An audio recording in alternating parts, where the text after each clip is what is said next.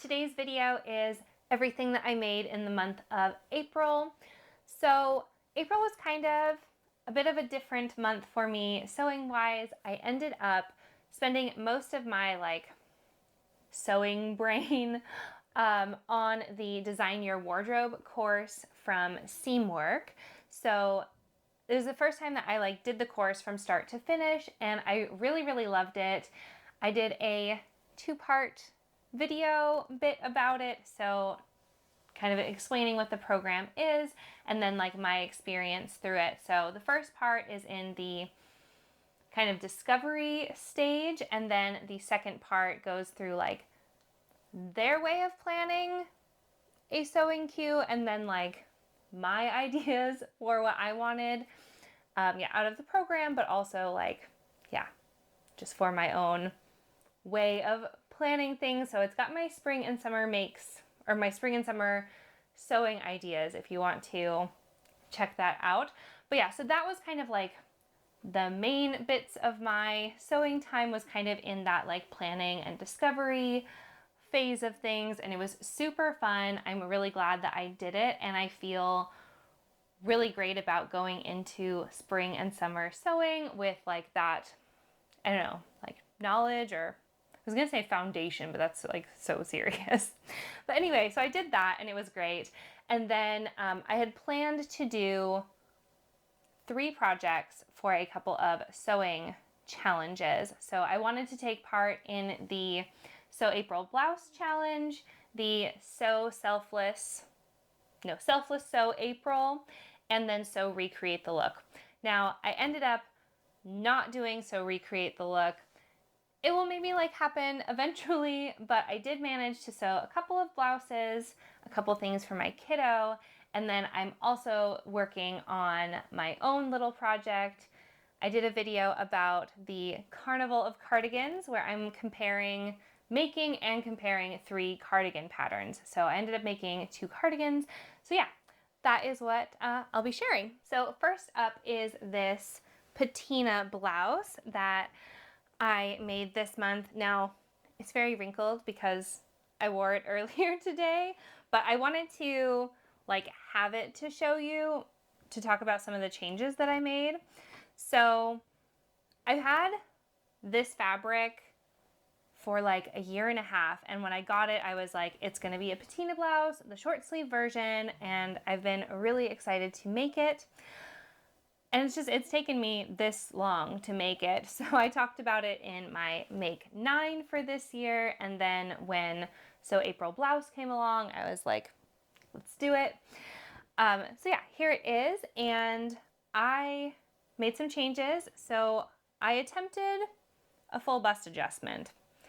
And it didn't go great, I will say. It's it's a tiny dart. And it's very slanted. And so when I did the full bust adjustment, I've got some awkward pooling.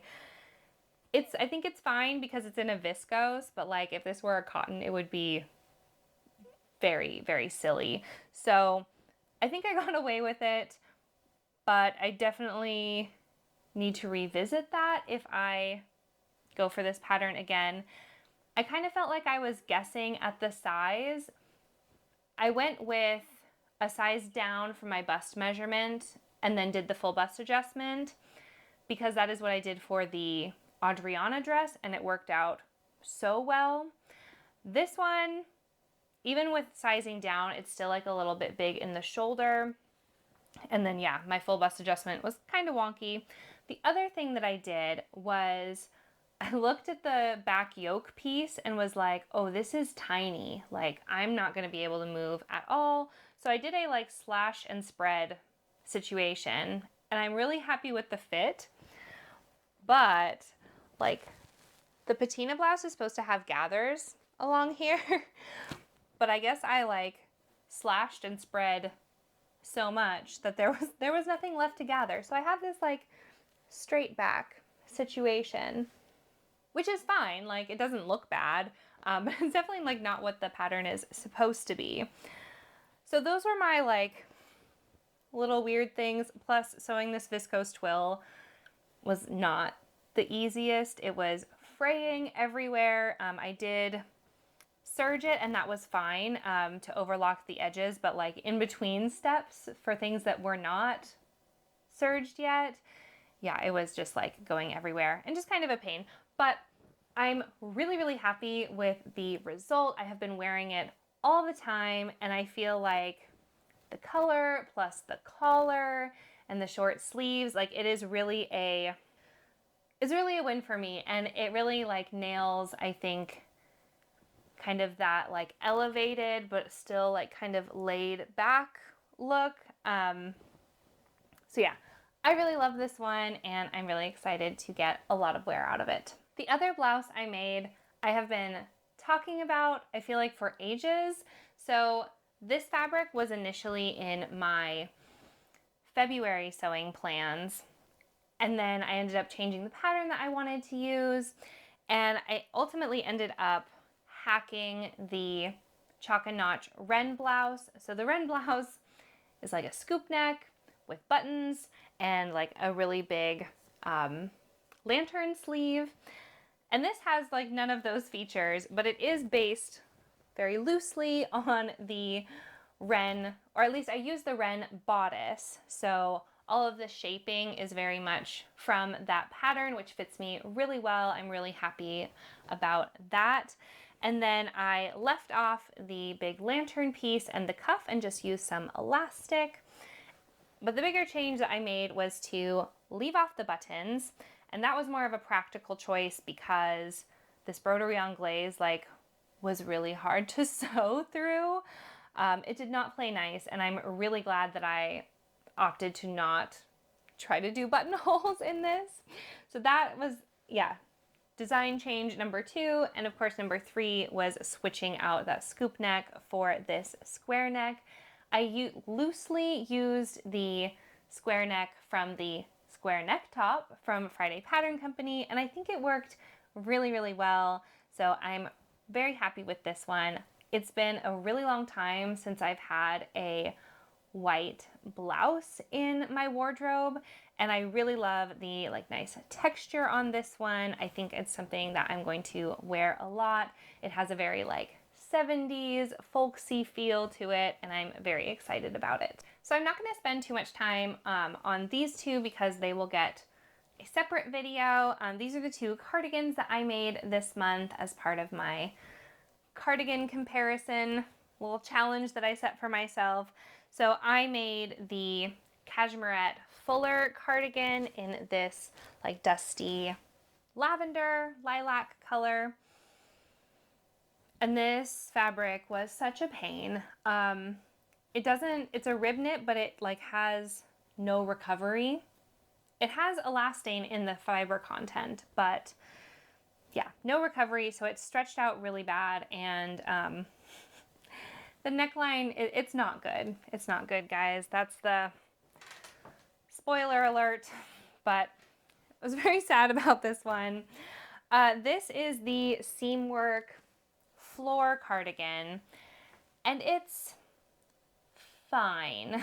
That's really all I can say about it, is it's fine. It's okay. I'm gonna play around with styling it a couple different ways, and maybe that will change my mind. I'm bummed about the sizing because it's one of their older patterns, so their curvy range starts at a size 18 and I am now a size 16.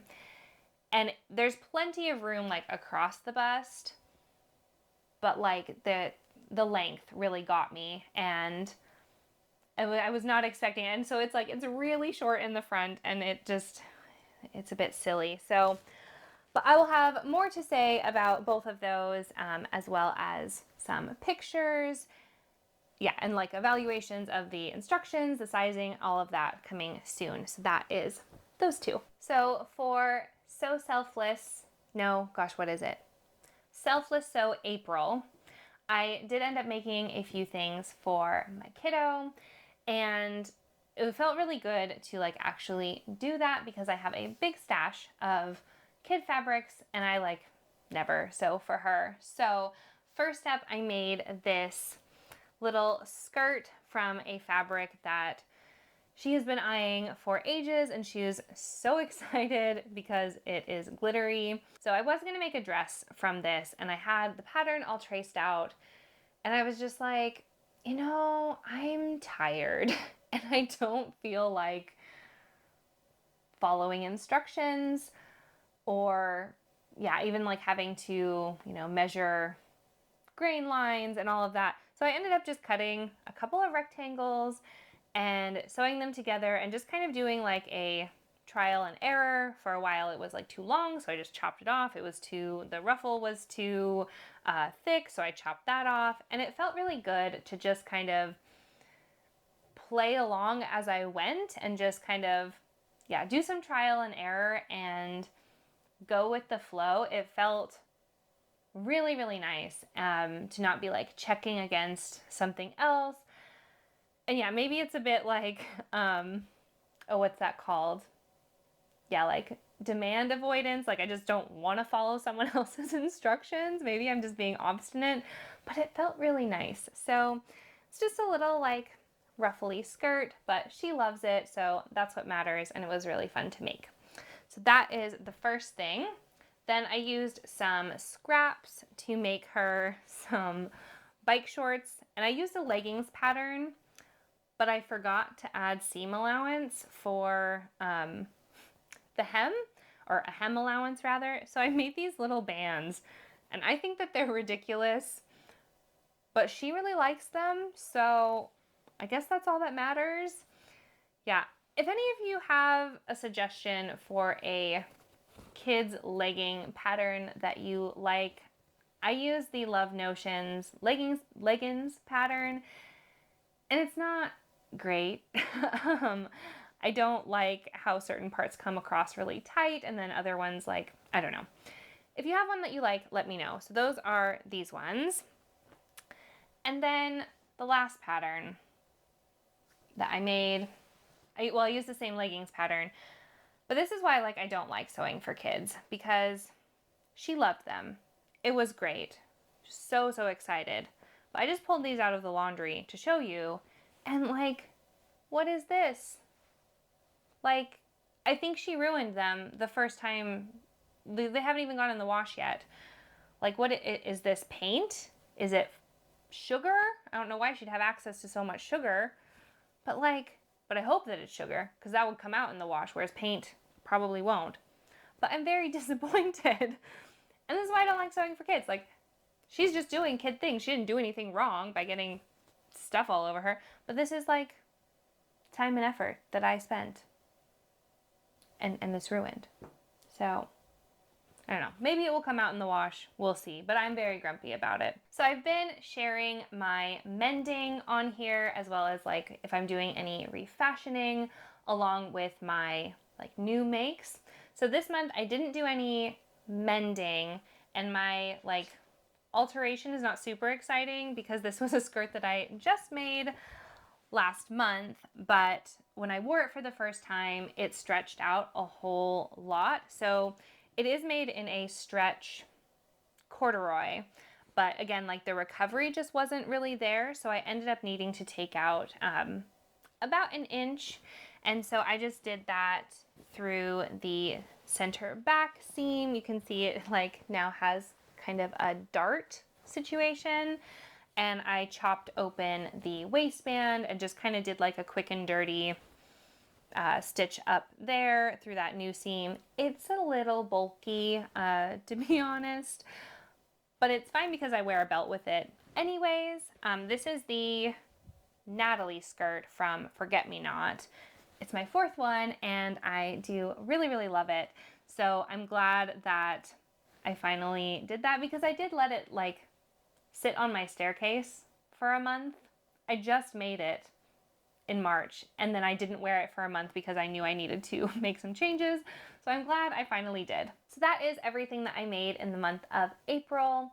I am glad that I got to participate in 2 of the 3 sewing challenges that I had set out to do.